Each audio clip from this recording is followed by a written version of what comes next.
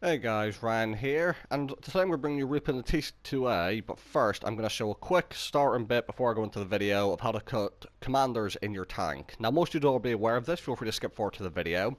Now at this point of the video my voice will be quite quiet, you'll have to turn the volume up. That's because when I'm doing live commentary, for whatever reason, the microphone volume is really low and I don't know how to fix it.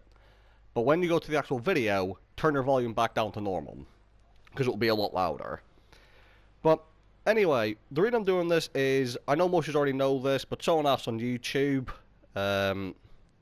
how to add a commander to your tank. It's got a cool name as well. This is for Boy I'm Swatty, which is a pretty good name for all the tanks. So, as I said, most of you already know this. Skip forward to the video. But this is just for him. I'm going to tell you how to put a commander in your tank. So, let's say I want to put a commander into the M48A5. Now my medium tank crew is here in the M60. There's two ways to do it. Firstly, at the top of the screen, on the top left where you can see vehicle, tech tree and everything, there's a screen called commanders. And what you'll have is, you'll have all your commanders, you'll have the ones that are unassigned, and you'll have ones that are in a tank. It'll say on the right hand side of the screen what tank they're in, and it'll also say underneath their picture on the left. So you'll see underneath his face it says 50 TP prototype. So you see all these unassigned ones, and then all the ones with name. Now what you want to do is, when you go to the commanders, now, mine are named after people I know, or the actual tank they're in. So you see, the commander in this is called Garrett McLean. He is my medium tank commander. So if I go back to the M48, go to commanders, and what I want to do is, I want to go find Garrett McLean. Now, underneath their face to the left is the tank they're in. On the right hand side of the screen at the top is the name of the commander. Now, of course, Garrett McLean is in the M60, so if I just scroll across until I find... There we go. There's Garrett McLean in the M60, so I will click on him, and then I will scroll down the current assignment, click on it again, and then all you've got to do is you've got to search through here to find the tank you want to put it in this case the M48A5, click on it, and you'll say transfer, and just to the right you'll see it says free transfer cost. That's because it's an American tank from a premium tank. It is my M48 Phantom crew. Click transfer. Now the job done. It says current assignment M48A5, and if I back out, the crew is now in. Alternatively, what you can do is, if you're looking for a particular commander and you don't have all your crews named after the vehicle that they're in, so for example you'll see this commander in the top right is called Batchat 25. This commander is called Conqueror GC. This commander is called, sorry, I'm wrong there. Me make mistakes here. On the right hand side of the screen, you'll see the name. So this one's called Manticore, so it's my British light crew. This one's called FV215B, so it's one of my heavy crews. This one's called Chieftain, another one of my heavy crews. This one's Richard Cutland, who we got for the Valor Op. 5A. Well, I've got crews everywhere. Leopard 1 crew.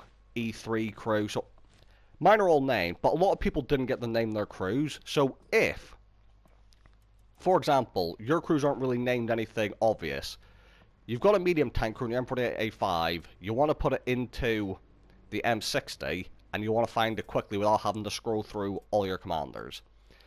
Well, the best way to do that is go into the tank that has the commander in. So the M48A5 has my medium tank commander in it.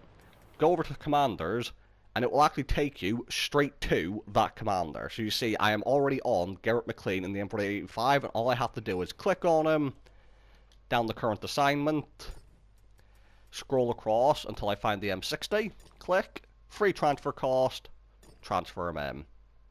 And that is now him, back in the M60. Now, just to, I don't know how much you're aware of crews, Boy I'm Swatty, but just to let you know, each crew has a certain nation to it once you assign it. If they're unassigned, you can put them to any nation, but once you've assigned them a nation, it will cost you gold to change. So what it will be is, this crew can go into any American tank, so it belongs to the M48A5, so I could switch it back between the M48A5 and the M60, because the M60 is a premium tank, so therefore it's free to switch. However, if I wanted to put it into another American tank that isn't the M48A5, so like the T125, you'll see it costs 9,000 silver to switch, which isn't that expensive, so you can put your American crew in any tank. If it's a premium tank, it's free. If it's a different tank to the original texture one, so in this case my M48A5, it will cost you 9,000 silver. And then you'll see if I try to put it in an Object 140, it will cost 60 gold and 9,000 silver. So just bear that in mind. So just to reiterate, you can go to the tank that you want to put the commander in and switch across to commanders, and then you scroll through until you find him, in which case I just need to look underneath the picture of the people here and see where it says M60, and you'll see he's at the top right there. And the reason I do that is because if you know what tank the crew is in, then you can go find them easier.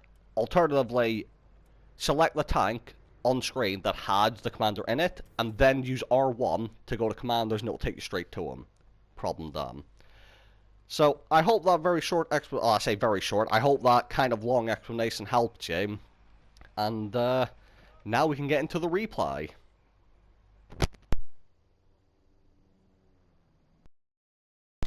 Hey guys, Ryan here, and I hope you turned down the volume before you got to the replay, and if you didn't, I apologise for the sore ears.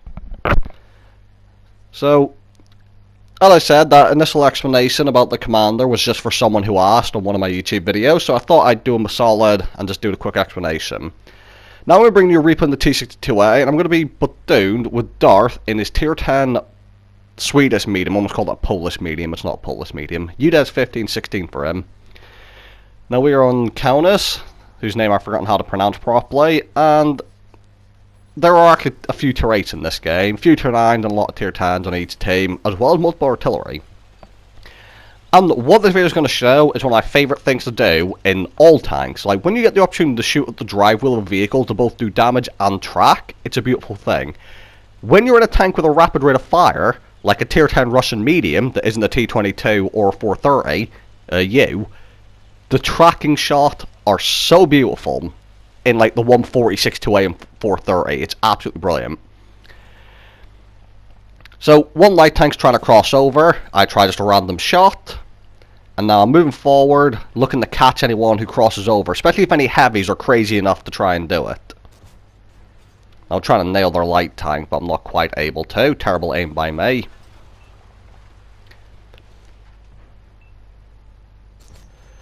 Managed at my first shot, I do get spotted. And, right in front of us, T32 makes the mistake. Aiming for the drive wheel. Tracked. And blind shot into what looks like the drive wheel again. I'm just going to keep going for it, but Darth actually finishes him off instead. So already, track and shot gone very well at the start. Now T100LT is going to come crossing by here. I'm going to try and aim a bit more carefully here.